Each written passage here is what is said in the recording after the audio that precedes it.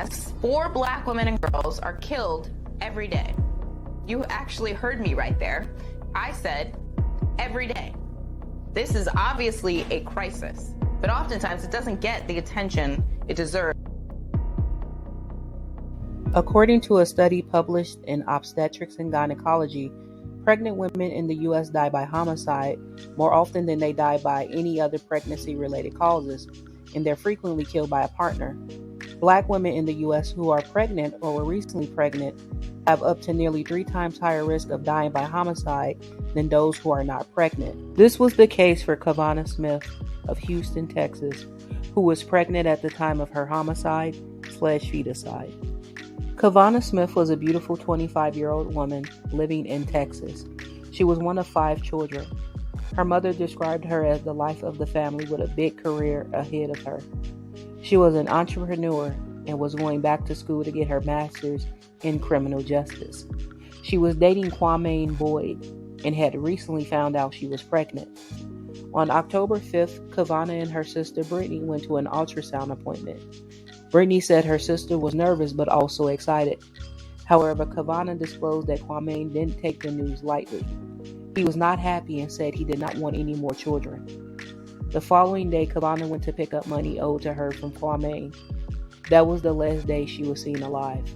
Cavanna Smith was allegedly murdered by her boyfriend, even though he knew she was carrying his child. Detectives found out she had gotten an ultrasound the day before her murder, and that she had sent a card announcing her pregnancy to her boyfriend, along with 2 positive pregnancy tests. On October 6th, Smith sent several text messages to her sister, starting at 6:42 p.m. with a pinned address saying, "I'm at this location, getting my money if anything happens to me." 3 minutes later, at 6:45, Smith says, "I've been kidnapped." Her sister asks, "Why are you playing with me?" Smith answers, "I'm not.